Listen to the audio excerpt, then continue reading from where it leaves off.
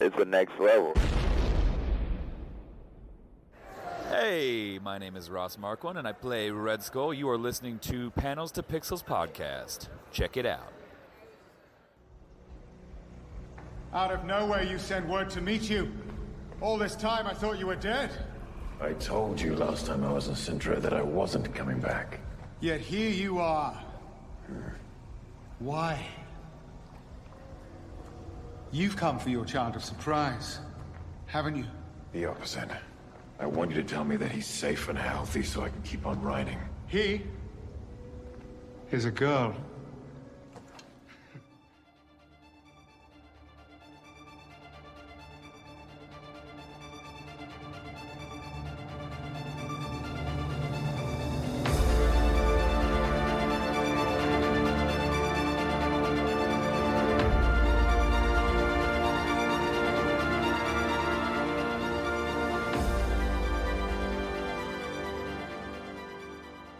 Hey, panelers, welcome back to the show. I'm Mark.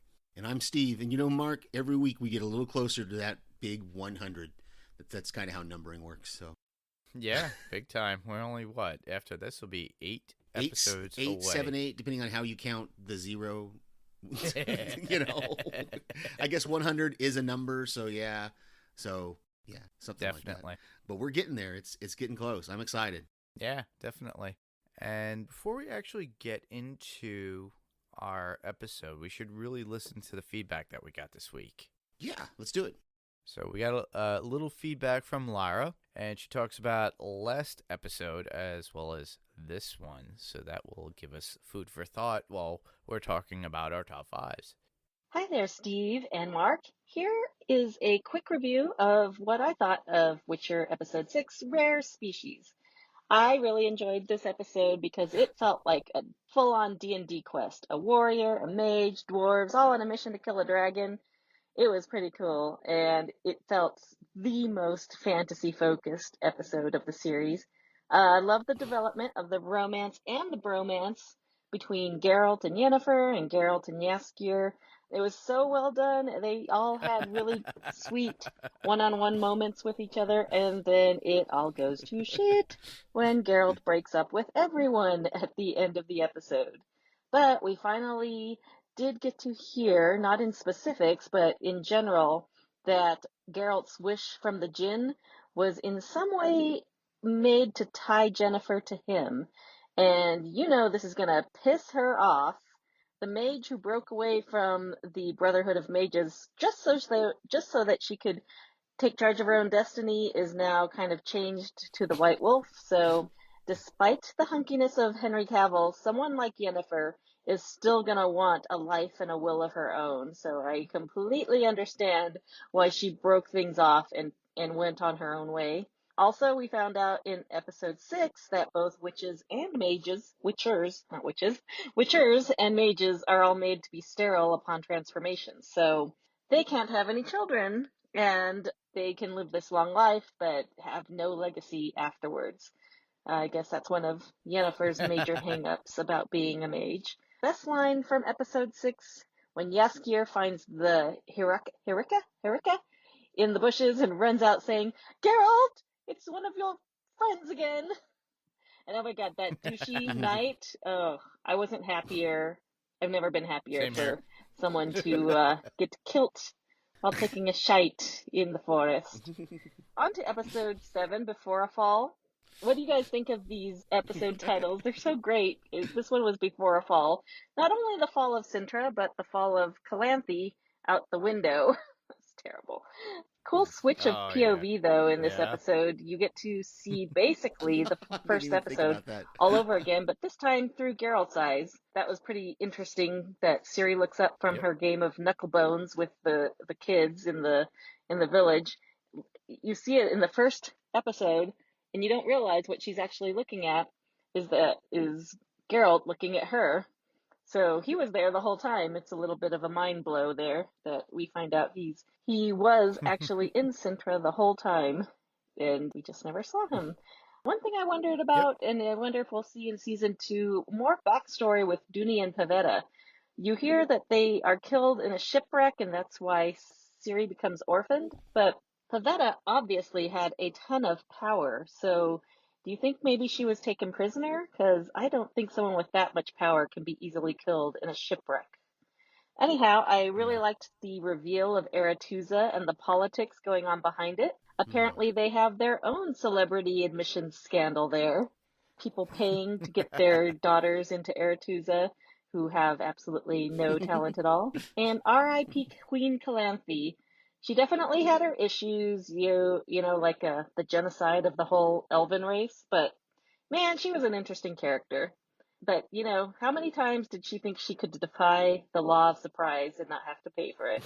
That's too bad. I'll miss her character. She was horrible, but also kind of a badass bitch. Hmm. And what an ending when Ciri finally does something other than just wander around in the forest lost. She unleashes the full-on powers of the Dark Phoenix on her attackers when Yep. they tried to take her to the Nilfgaardians. My favorite line of the episode, have you ever used that word before? Was Yennefer's sick burn to her professor who says, please come help us. Anyhow, that's my quick review of the last two episodes, and I can't wait to hear what you guys think. Bye! Yeah, I had that in my notes about the fake Ciri and seeing that scene with the real Ciri playing. I actually went back to episode 1 and watched the scene play out again, and it's a little bit. I'm gonna have to criticize them just a little bit because they should have, if they really wanted us to believe that the scene we're seeing here in episode 7 is the same scene that we're seeing in episode 1, we should have seen the girl curtsy to Ciri and call her princess. We didn't see that in episode 1. All we saw was her throwing the bones and then looking at the empty doorway. And so there's a little bit of a cheat, I think, in my opinion, by the filmmate, the showrunners, to not include that part of the scene in episode 1 because maybe they thought it would be too much of a giveaway that there was some kind of a switch going on, but it just it felt like a cheat to me that they didn't include that. And I wanted to go back and rewatch episode 1 to be sure we didn't see that girl do her little curtsy bow thing, and we don't in episode 1. Yeah, I agree. Definitely. That was pretty much a giveaway. Yeah, it might have been kind of a giveaway that there was something more going on with this girl, but I don't think it would have taken away from the episode for us to see that. Maybe, I don't know.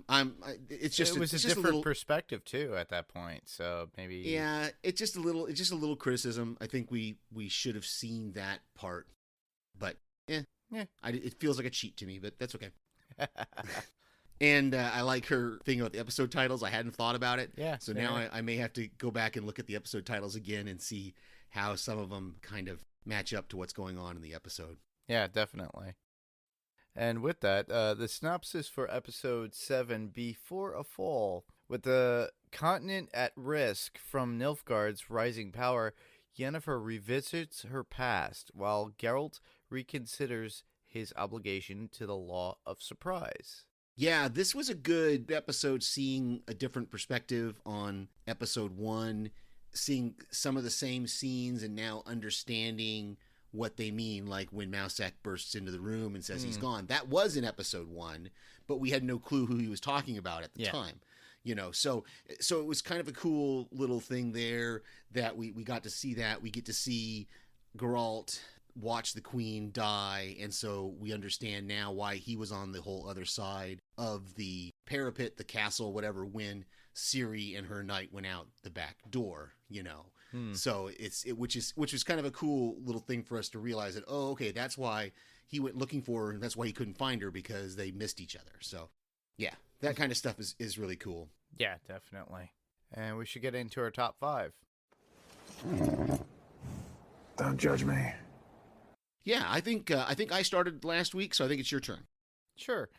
My number 5 would be seeing Ciri in the beginning, trying to get a way out with someone, just to get away from everything. The word she used to describe her current situation was very proper to one of the locals that were there. Yeah, that's the line when she says it was really cool when the local woman says it's in fact it's my only quote from the show, so I'm just going to share it here. It's when the woman says this place isn't safe for if you're alone, and Siri replies then it's the same as any other place. Exactly. Realizing that she's realized that she's in trouble no matter where she goes. So which we get another indication of that at the end of the episode when those guys try to kidnap her. But just to correct Lord Lars' voicemail a little bit, we don't actually see what she does to those guys until the next episode. Yeah, definitely. So we do see her with the whole speaking those words, and so Siri was kind of my number 5 as well, and we see some of the things she's doing now that we're in this present timeline. She steals she tries to steal some bread. She steals the horse. And then, of course, the scene at the end where she's talking to the horse, I thought was great. And she says something like, well, who talks to a horse?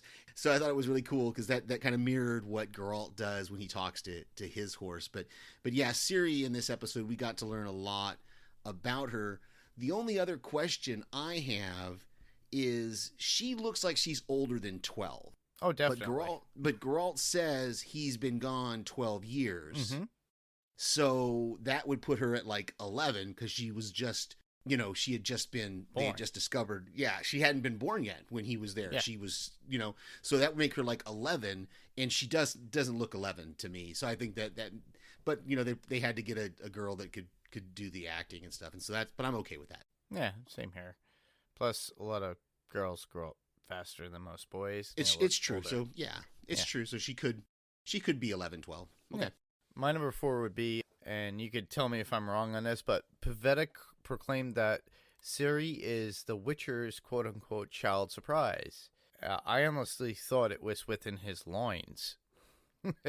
He comes back within this time jump backwards. I thought it was interesting to see that particular conversation, because all along I thought when we were looking at the previous episodes when he tells Yennefer about his child surprise, I thought, well, the fact that he's able to conceive something with someone. Right.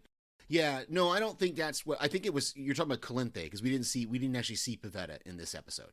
Pavetta's the mother. Yeah, that's what I meant. Yeah, Ciri's mother. Calinthe. Yeah. So you meant Calinthe. Yeah. Well, and because in Calinthe's mind, that's the way she thought of it. She thought of that's what the child of surprise was. It is his. It's not his by blood, but it's his by destiny. So when she says you're here to claim your child, that's what she means. I think she doesn't mean that it's actually like his child. That's what I was taking it verbatim. Right. Se. Yeah. I don't think that's what she meant. She was just acknowledging, and then of course, but it's one of those things that he's done.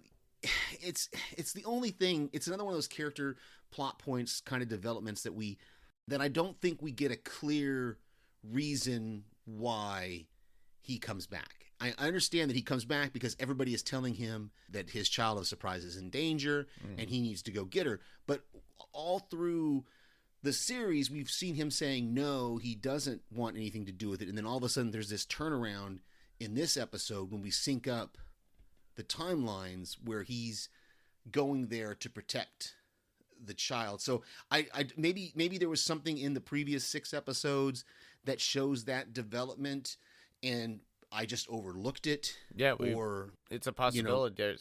There's so much going on within this show. Yeah, and back and forth. Yeah, maybe. Yeah, maybe that conversation with Yennefer in the last episode about the fact that she's explaining to him how she wants to have a child and can't have a child, and he has a child and doesn't want it. Maybe that was what was meant to show us his development of suddenly deciding that he wants to go protect Ciri. Or to protect the child. So I thought that was really interesting. I thought it was kind of cool that he didn't know the child was a girl, because he tells Mousak at the beginning, well, just show me the boy, show me that he's safe, and I'll go. And then Mousak tells him, no, it's a princess, it's a she. So that's kind of interesting. And then just his whole idea of wanting to protect the child and Calinthe not wanting him to have the child. And of course they have that conversation once he discovers that the girl they're trying to give him is not Ciri. And he says, you're talking about a mother's love when you're trying to give away another mother's child. Exactly. That's that duality that was within Calinthe, was she had this love for her family, but everybody else, it's like, if you're not if you're not of me, if you're not in my circle, whatever, I don't care about you. And I think that's what makes the Clinthe character so cool and so fun to watch this season, is because we do have that duality. We have that woman who's walking into court yelling beer and, you know, and suffering through all these court things that she doesn't like, but then she wants to protect her granddaughter. So, and you know, the King of Skellum, the guy she married in that episode 4 or 5, whichever one it was, he originally wasn't going to deny the law of surprise. That's what Geralt tells him. And then he says, well, everything changed when I had a granddaughter. Everything changed when suddenly there was this person that I had to protect, and I didn't want anybody else to protect her. I thought that was a really cool, quick little scene that we see, you know, before he locks up Geralt. So. Definitely. So my number 4 is just the fact that we've already talked a little bit about it, that we're syncing up our timelines now, and so because we're seeing the fall of Cintra, which we saw in the very first episode. But like Laura pointed out, we see it from Geralt's point of view. He meets with the real Mousak there at the beginning, and they fight, or they kind of fight, but Mousak portals them out of there. So yeah, that just the fact that we finally synced up our timelines. We're not going to be time hopping anymore. I think episode 8 is, I think if I remember correctly, is just the whole straightforward, the rest of the battle with Nilfgaard and what happens there. So it's kind of cool that we've synced up our timelines. Oh, definitely. My number 3 would be the scene with Istrid and Yennefer. There is a lot of tension there, but he rejects her, and it just left me going, what? Why? But he had a lot of things to say within the actual scene to justify it. Yeah, this was my number 3 as well, and it was a little confusing. Maybe it was just a way for us to stop worrying about. I mean, frankly, I had forgotten about his character. Until, everybody does. You know, I had completely forgotten about his character, so they really didn't. I don't think it was necessary to show it, but it does give us a development of Yennefer showing that she made this attempt, you know, to be with somebody else at that point. Yeah, to be with somebody else besides Geralt. And now you're wondering, well, now I'm starting to wonder, did Istrid really make that choice, or was that part of the wish? The wish that he's not going to say yes to it because he can't, and he doesn't even realize he can't, you know? And that would have been an interesting argument from Yennefer to tell him, well, you know, fight this and see what happens, but I don't think it would have worked. So you were enchanted. That's all she had to say. And yeah, she could have tried. Yeah, and then they are both part of the sorcery. Yeah, and witches and stuff like that. Yeah, it would have been interesting. Think they would be able to do something. Yeah, and in that little meeting she has with the other mage, who's like, well, we both have fake safe conduct letters, and we're gonna get found out, but she doesn't go with him, or no, she does go with him to Aretuza. He's the one that takes her to Aretuza. That conversation was kind of interesting. Yeah, there as well, because he definitely recognizes her and knows who she is, but we don't realize that until they get to Aretuza, and he says, well, you know, I went there. Look, so basically the understanding I have is that they knew that eventually she would go back to Istrid, is what I'm thinking, and so the guy was basically just waiting there for her to show up, you know. But I thought that was interesting. Yeah, it was really cool. So I think that brings us to your number 2, because my number 3 was the same thing. Oh, okay. That would be finding out that not only is Yennefer sterile, but so are the students of sorcery within the little guild that she was part of. Yeah, I thought that was it was at first when, and I'm glad you bring this up, because I was a little confused why, as the audience, we had to hear this, because we've already heard Geralt say that they're sterile and that they're made sterile, so there really wasn't necessary. But I guess it does, again, it shows Yennefer's character, that she's telling these girls, you've got 2 consequences. If you don't ascend, you're going to become one of these eels, and if you do ascend, you can't have a child. So here's your choices. Those are your 2 choices if you stay here. And that's basically what she's telling them, and I don't think they get it. But nope, they don't. Yeah, at all. Yeah. But yeah, that whole drug scene with the girls is my number 2, and I thought it was really kind of interesting. Some of them were talking about, you know, they're saying that they can see the ceiling, and the one girl thought she was floating, and all these kind of weird high. But then they come out of it pretty quick when Yennefer tells them, you know, that Yeah, the high just didn't last very long when she finds out that their family had paid for at least one of them to be there, and they had no kind of magical talent whatsoever. And so that's a really, really cool thing to hear, is that maybe part of the herbs was a spell that she was working on. Maybe it wasn't just the herbs, because she breaks it so quickly there. I don't know. Yeah. But then, of course, and it doesn't last so long, so basically she got some really bad weed. Yeah. And she couldn't really get them under, or bad acid at that point, and that way they weren't under the spell. Kind of leaves you to that whole lottery thought in the movie Dragon Slayer, when they pull lots to send out a virgin to be used as a sacrifice to the dragon, and then in this case it was like a bunch of lots just for X amount of girls to go into this whole coven of sorcery or this guild, as it were. Yeah, that they were it was just all paid money by their family. So yeah, and they weren't chosen in some sort of way. Whereas if you look at Yennefer, she had the wanting of it herself, and was offered that by I think Tessia is her name, the one who brought her in. Oh, you mean to stay there, to stay there, and yeah, learn sorcery. Again, that was another confusing, and be a teacher there or something like that. That was another confusing kind of scene, because in one breath, Teseia's asking her, "Well, stay here and we'll both run Aretuza," and then in the next breath, they're having this big meeting where they're trying to decide if they're going to go help Cintra or not. So it was a little confusing to me, the position that Teseia was in. It's almost like, I wonder if she expected the Council of Mages to just go, "Yes, we're going to go help Cintra," and she was. I think she was surprised to find out that they're against it. Yeah, that they all voted to no, and of course we see Stigobor, the guy from episode 1 again, and all that. So okay, where are we? To your number 2. I did my number 2 was talking about the drugs thing, so we're to your number 1. My number 1 would be Yennefer going with Tessia. I'm assuming that's how you say her name. Yeah. The head of the academy, as it were, that brought in Yennefer in the very beginning. But for the fight of the academy against Cintra. Yeah, again, that's another one of those things that we're going to see that play out in the next episode. I don't think we see her agree to go with her, and we're actually going to see the fight. And this was my number 1 as well, was just the fact that because Tesseia, however you say her name, used the word please, and that was what convinced Yennefer, what changed her mind. Because remember, Yennefer was in with the council going, just let Cintra die, I don't care, burn it all down. Because really, for Yennefer, that's her thing. Her thing is, obviously the way we're going is not working, so let's just burn it all down and start over again.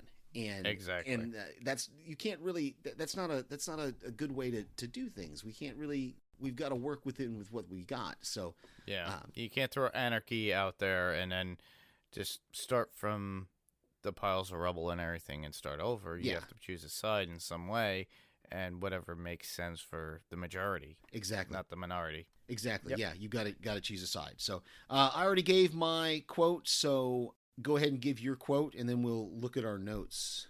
My one quote would be, the lady in the market area to Ciri, she says, "How about this? And when we'll make room on a clip-clop and be home by dark." Clip and Clop are the horses. That's the names of the horses. Clip and Clop. Yeah, I know. and we don't have much, but we've got a sight more than you do. Roof, food, space, on the floor to sleep. And a lot is happening in this continent, I should say. But we're safer when we stick together, okay? And grand.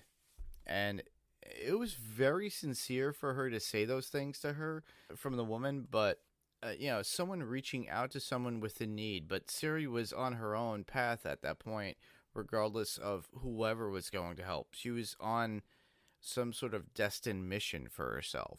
Mm-hmm. But the sincerity within the words that she was speaking, and obviously I'm not giving it any good no, that's okay, wording. But it's a good. It wasn't. At first, I kind of was confused about why, because I couldn't remember exactly what happened with this scene, And so it is good, though, that we get this sincere, because we haven't seen a lot of that. Even the rat boy elf who turns on her is, you think he's going to help her. And then the guys at the end, you think they're going to help her, but they don't. I think this woman really was sincere. Like you said, I think she really wanted to just give her some protection for the night. But Ciri knew she couldn't stop there. She had to keep going. She was trying to get to, again, this is one of those things where you have to pick it up throughout the series. She was trying to get to Skelgard, where that was the kingdom of her grandfather. Remember the guy with the ships who came, the one who said, so that's where she was trying to get to, because she says, how long would it take you to get to Skelgardia or whatever? And the guy's like, well, on a fast horse, it would be this long. And she's like, well, how long if you're walking? And he just laughs at her. So she had a plan that she was going to try to get somewhere. And what bothers me a little bit is it's not until the next episode, I think, that we have her actually start asking people about Geralt the Witcher. I think if I remember correctly, I think in the next episode, there's a few places where she stops and she tries, because she realizes that's who she needs to find. And so, yeah, it's a little bit of it's another one of those kind of maybe a misdirect kind of thing here that we haven't heard her mention. Well, except for when she's talking to Mousak, the fake Mousak, a couple episodes ago, that she talks about Geralt. But in this episode, she didn't mention Geralt at all. She just is like stealing a horse and trying to get out of there. And that scene when she's talking to the horse and she's like, are you Clip or are you Clop? I don't know.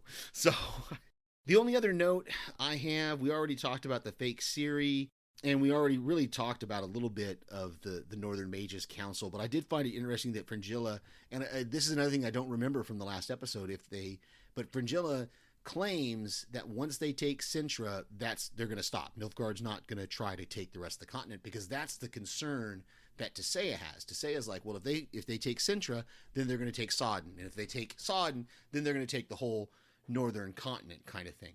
And that's where her concern is. But Fringilla says, no, they're going to stop at Cintra because of the sins that Cintra has had or whatever.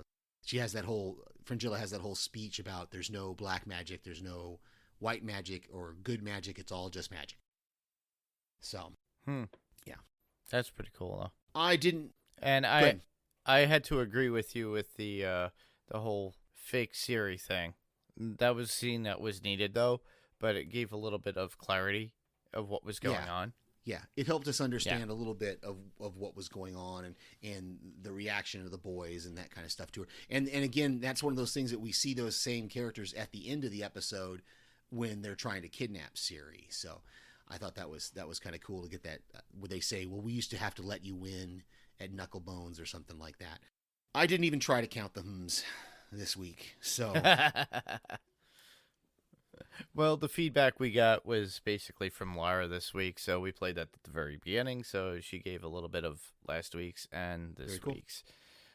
So, and as far as a whole with the show, I'm still continuing to watch, and I'm enjoying it still. Just the same. I can't wait to wrap this up and for us to figure out what we're gonna do after. Next. There's some things that we can look at, I think, and talk about. But all right. Well, with Comic Talk, I only have a little bit of news that's in a positive light. Katie Sackhoff is in The Mandalorian now as the character that she voiced in the actual Clone Wars show, which was Bo-Katan. So now she's going to not only be the voice, but she's going to play it physically within the show. That's kind of cool. That might be a consideration. I mean, we both have Disney Plus, right? So we could do Clone Wars. And there's a lot of episodes of Clone Wars. That would be, because it's several seasons, right? And it just wrapped up. Oh, it just wrapped up. Yeah. I watched it. If you have not seen the Clone Wars, I stopped at season 3, but for me I just kind of bypassed all the other seasons after that and just watched the last 4 of this last season. Okay. And the last 4 episodes of this past season were amazing. There's an awesome fight scene with Darth Maul, and you have to watch it because they actually did motion capture with Ray Park, who played Darth Maul in The Phantom Menace, and he reprises his role doing the motion capture lightsaber duel with Ahsoka. Very cool. I have not and watched it was Clone really Wars cool. at all, so I haven't watched it at all. So I think I tried to start it one time and just wasn't able to get into it, but it might be something to consider. So Well, for the fact that, not only we got Rosario Dawson as Ahsoka, what is it? yeah, Timmy Timothy Olyphant is Olyphant something. They is gonna haven't be on announced it. what he's going to be yet. Some people have speculation, but that's just speculation of what character he's going to play. Yeah, now we have, like I stated, Katie Sackhoff. Yeah, I as hadn't heard about her, so Bo-Katan. that's very cool. So we have a few podcasts. Yeah, I've got two real quick that I want to mention. I've been rewatching Scrubs. There's a Scrubs rewatch podcast called Fake Doctors, Real Friends with Zach and Donald. That's with Zach Braff and Donald Faison. It's a wonderfully fun and just it's a kind of a slow rewatch, so you don't have to. They're only about an hour or so, and they're really good. You can tell these guys are really good friends, and that they just they click so well, and they've gotten in the first few episodes they've gotten Bill Lawrence in there to interview. They've gotten Johnny C. McGinley in there. They've had Sarah Chalk, and so they're really getting their other stars involved, and it's really, really good. And then as a special note, I am going to be guesting with Rima on Strange Indeed this coming next week. We'll be covering Gerald's Game, the Netflix movie, and so if you don't tune into Strange Indeed, look for them. They're on Podcastica. Just search for Strange Indeed in any of your podcast players and you'll find it. But I will be on there next week. Awesome. Definitely. I intend on listening. That is amazing. You are branching out. Yes. On TV Podcast Industries, I'll give them another plug because they gave us a really nice plug at the end of one of their last ones. So TV Podcast Industries is another good podcast to check out. They're doing Penny Dreadful City of Angels right now. And the only one I'm going to offer up this week would be Lost We Have to Go Back. And that's with Kristen and Ben on the Next Level Podcast Network. Yes. And for YouTube recommendations, I would say the Grim Life Collective. I always pitch them every week or every other week. They do a late night watch. So with everything that's going on in this world, on the weekend, if you have nothing better to do, grab your popcorn, grab your beer, grab whatever drink you prefer. Get your Red Vines. Who knows? I grab Red Vines and Angry Orchard when I watch the shows with them. So they do an up all night on Saturday nights, and they usually start their podcast, or not podcast, but YouTube at 11:30, which is a preempt till the midnight hour when they start the movie. So you'll need 2 players at this point. So if you have an Apple TV, tune in your Apple TV to the actual YouTube channel that they have and play the movie from there that they upload, and then use your computer, which would be best unless you're able to make comments through YouTube when they do their own commentary. So that way you could be part of what's going on. They kind of do like an Elvira up all night, and it's pretty cool to do because you just hang out with some friends, because at this time we're not able to hang out with anybody physically. Some of us are so far away. Michael and Jessica are in Florida. I'm up in New York. Steve's out in Oklahoma. And, we could all just hang out virtually and just talk about these things. And it's amazing to do that.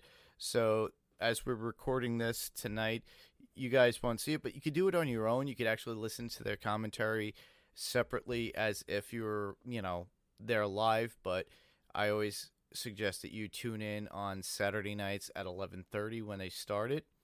This week, you could actually rewatch it during the week when they have the movie still there on their YouTube page, as well as their commentary, and just sync it up perfectly. And, they're doing The Stand by Stephen King. They're doing the whole miniseries up until the morning. So you got hours upon hours of a show to watch with them if you wanted to. And that, I hope it engages you, because sometimes we're starting to run out of things and ideas to watch. And with Steve and I, yeah, we have The Witcher right now.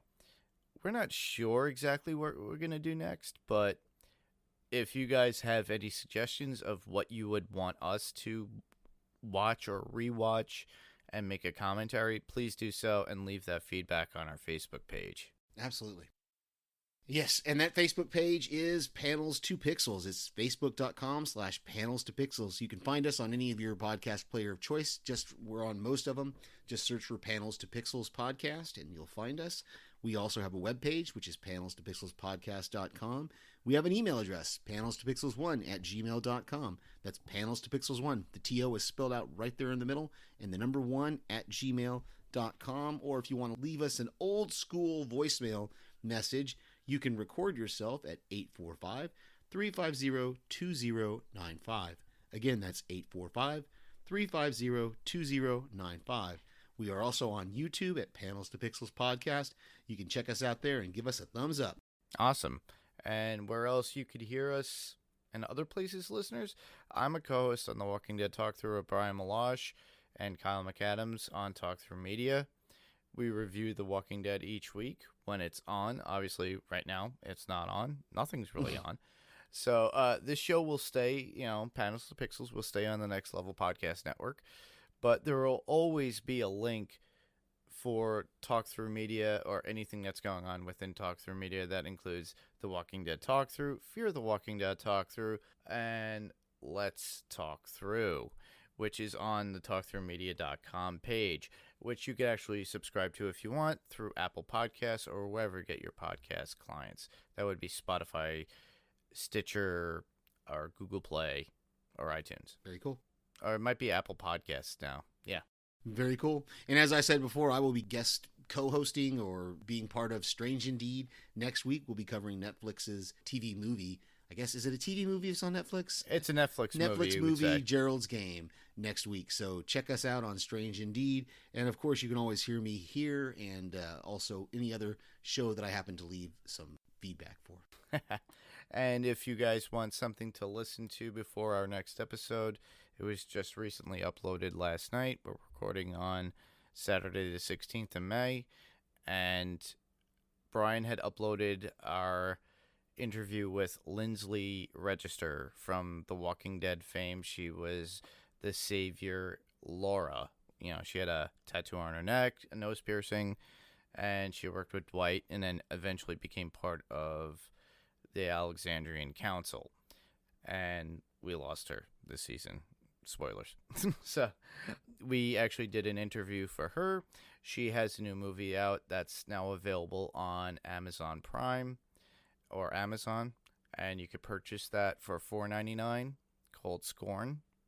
So you could either purchase Scorn for $4.99 or you could rent it for $1.99. So I recommend it. It's not your typical genre. It's pretty much a very dramatic film, and you could tell this is drama based upon what actors like to do.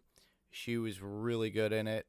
I like the actual premise and the thought, and you could hear our interview with Lindsley on talkthroughmedia.com. You could actually see the video of it on YouTube if you'd like, and that you could find on The Walking Dead Talk Through on YouTube. So, well, that's all we have for tonight. Thanks everybody for listening. I'm Mark. And I'm Steve. And this was Panels to Pixels. And we'll see you on the next panel. Good night. Good night, everybody.